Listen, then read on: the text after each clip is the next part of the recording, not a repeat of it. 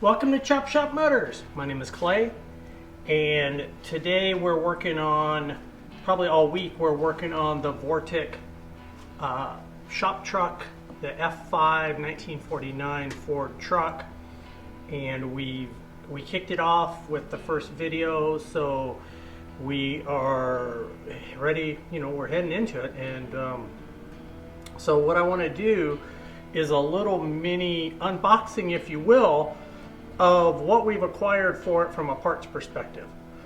So I mentioned, if you saw the previous video, I mentioned that it was a little tricky getting parts for this truck, and so we'll be finding pieces from lots of different sources.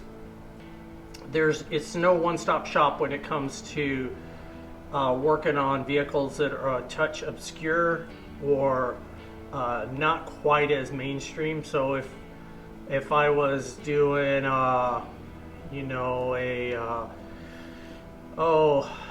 Chevelle or a Mustang or something like that, you really could almost go to one place, get everything you need, have it here by a week and a half or so.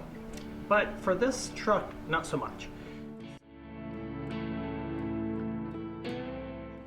So the first stop I made was to Arizona Vintage Ford Parts, and they sourced from Dennis Carpenter some pieces. We didn't get a ton from them, but we got some of the more straightforward pieces. And really what you're doing is you just keep checking stuff off your list, and you're always hunting for the more obscure, but you keep getting stuff off. So we're in the engine compartment right now. That's part of the project that we're working on for this customer. And so we're trying to get all the pieces.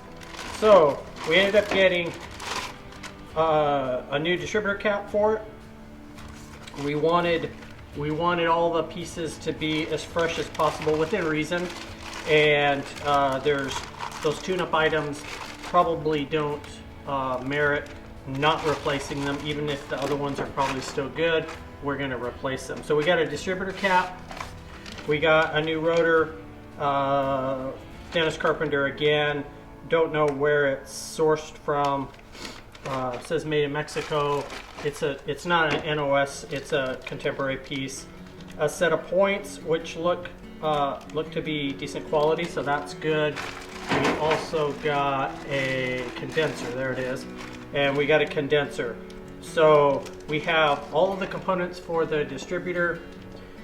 We had looked at maybe doing some upgrades there inside the distributor, but there isn't anything to upgrade it to that's available for a 6-cylinder flathead 1949.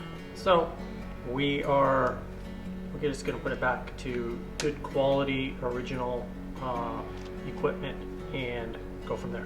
So there's the tune-up pieces. We also got a set of plug wires. These are exactly like what would have been on it. So a little different than going and getting something from an AutoZone or an O'Reilly's that would have been 6 spark plug wires, but they wouldn't have resembled the original ones. These look just like what they did originally. So pretty cool piece, cool color, kind of a brown. Gonna look just like it's supposed to when you're under there. Okay, so tune-up pieces, check.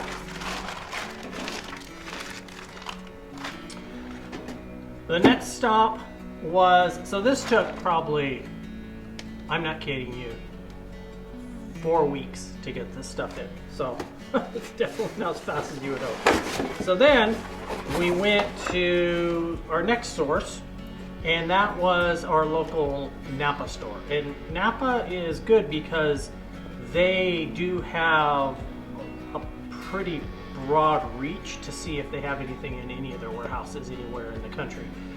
So it was worth the next stop to take a peek at what Napa had. So we got some of the wear items that are easy to get. We got the heater hose for when we hook that back up. We got some paint for doing the engine compartment and some of the accessory pieces, so that everything is, looks nice and fresh, and we'll do all the prep to make sure that it adheres correctly, and that will be really neat. We got new Autolite spark plugs, which you would think wouldn't be a big deal, but it was a little bit tricky to get them. So part number 216 for you flathead 6-cylinder folks. So we got the spark plugs, and then we got this gigantic oil filter, which, you know, thank goodness it wasn't hard to get, because, you know, that's one of those things that there's really no other source other than to get one of these. So it looks like it's the right one at a glance. We'll find out for sure once we get ready to change oil, but that was a good deal. We got 30 weight oil, we got antifreeze, and we got a fan belt, which honestly I don't think is the right one.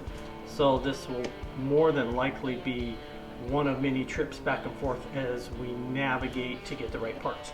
So quick peek at stuff that is, you know, pretty mainstream, not that hard to get for almost anything. If we were working on probably you know, 41 Hudson or something like that, probably have about the same luck with the amount of parts we got. So then something came that I've been waiting for a couple weeks that I hope is right, and that is I couldn't find a rebuilt water pump, and I couldn't find anybody that that I had used before to rebuild the water pump. It used to be rebuilt water pumps were pretty common, and so that time has come and gone. So what I bought was a rebuild kit for the existing water pump. So I'm hoping we'll find out. We'll find out a little bit later this evening as I take the old water pump completely apart and dismantle it, if these parts were on point. It looked like they knew what they were selling, so fingers are crossed. So part one, here's the seal, and that looks, I mean, at first glance it looks like it's high quality and doesn't look too cheesy, so I feel like step one is good.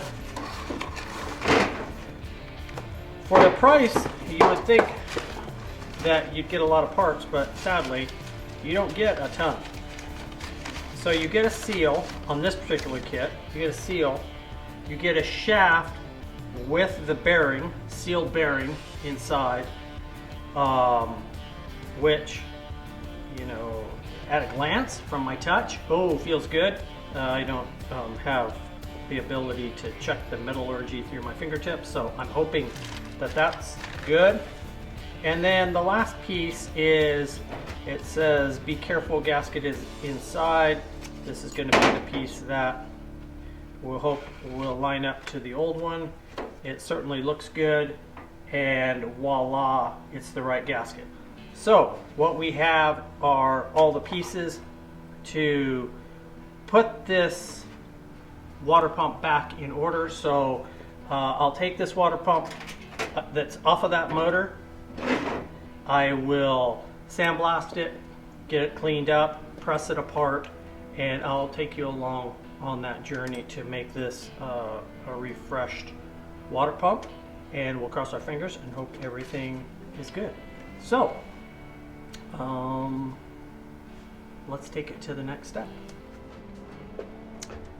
Okay, so now we're into this water pump project. So the first thing I did was, before I pressed off the hub for the fan, I cleaned off the gasket, measured that distance, so I had that reference for later. This bearing and seal kit are not original equipment Ford parts, so we'll want to be really careful what the measurements are as we put it together. Sometimes you just can't get those pieces like you would have you know, a number of years ago. If it would have been up to me, I would have just gone back in time and picked up a brand new water pump or rebuilt water pump off the shelf at the local parts dealer and put this thing back together, but that time's long gone. So fast forward to now, here's the water pump. You can see it was weeping, and probably for a long time. Put this in the press, put the collar around it on the press the shaft out with just a spacer, and pulled this apart. So now the next thing I have to do is, this is a cast piece, so I don't want to put a bunch of load on this shaft to push this bearing out without having this piece bolted to something. So I'm going to take this thick wall square box tubing and build a backing plate out of it. So that'll be the next piece, is I'll actually make this, drill this, and then drill a hole in the bottom where the impeller will slide through, and I'll have this in the press, and this whole piece will add some the plan is it will add some strength to this. I will say that whenever you're doing this, there's always a risk that there's a flaw in the casting, or you put a little too much pressure and something comes apart. But we kind of have to do the best we can do, right? And this is what we have. We have some parts. We're going to see if we can make it work. So the next thing will be to build this backing plate piece and transfer the gasket to this and things like that. So let me get building on that. Here it is, bolted to the pressure plate. Inside, you can see I just cut a hole inside for the impeller to slide through, and then I bolted it down with 4 3/8 grade 5 bolts to support this, and now I'll press this out. So if I say it real fast, it sounds pretty easy. Let's do it to it. We'll see how easy it really is. So here we are pressing this impeller out. It's actually pressing pretty easy. I figured it was going to be a lot harder to press out than that. It's past the backing plate. It's going pretty smoothly.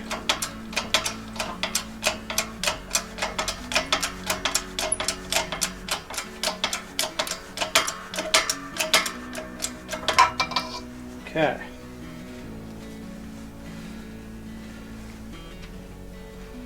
Okay, there it is. There it is with the bearing on it, the impeller still on it, all of that stuff together.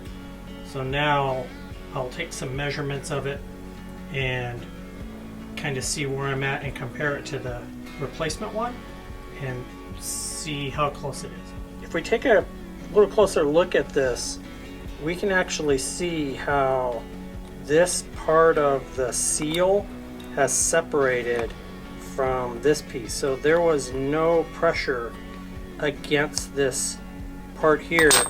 So there was nothing, if you can see that kind of wiggling, there was really nothing keeping the water from coming out of that. So I mean, there was a little resistance because there's not a gigantic hole, but there was nothing keeping it out.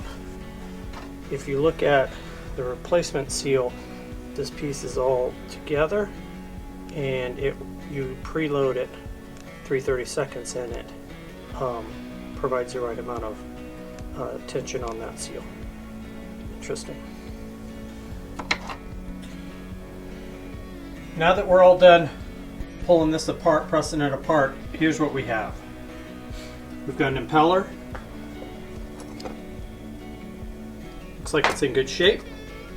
We've got the seal, which looks pretty worn and raggedy, as you can see in the earlier shots. We've got a hub where the fan mounts. This is the shaft and bearing.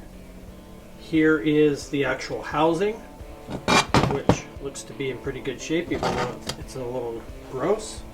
And then here are the bolts that mount it. So what we'll do now is I'll take and sandblast the pieces we're going to reuse, and I'll give you a little picture of that. So let me get get the sandblaster fired up. And just like magic, the parts come back clean. Out of the sandblaster, all the gook and grime and everything's off of them. So now I'll put one coat of, we'll basically paint the housing before we build it, and that's probably, I'll bring you back after we paint it, but that's probably about as far as we'll go. Next step is I have to run and have and turn this down. This has to be reduced. This hub right here has to be reduced about 1/4 of an inch for our new bearing and seal set. It's a little different configuration, so it's not quite as easy as just, you know, having everything that was just the way it came. You have to, as manufacturers make stuff and expect you to either buy a new impeller or modify the other one, then you have to do it. And in most cases, it's what we have, you know, it's the right thing to do. It's what we have to do to keep this whole stuff running. So let me put a couple coats of paint on it, and then I'll bring you back. Here we have the final stage before we assemble it. So housing's been cleaned and painted. The front hub for the fan is clean, pulley's prepped, the impeller's cleaned. Right there is the seal, and here is the new bearing and shaft. So next step is, in the next day or two, I'll run down and have to a friend's shop, and I'll turn that hub down, the impeller down 1/4 inch, so it'll work with all of our pieces. And then this water pump will get reassembled, and this is one of those kind of hard to find pieces that will be complete, and we can cross it off the list, and we'll move on to the next hurdle to have to find pieces for and fix. I'm Clay for Chop Shop Motors, and we'll see you on the next project.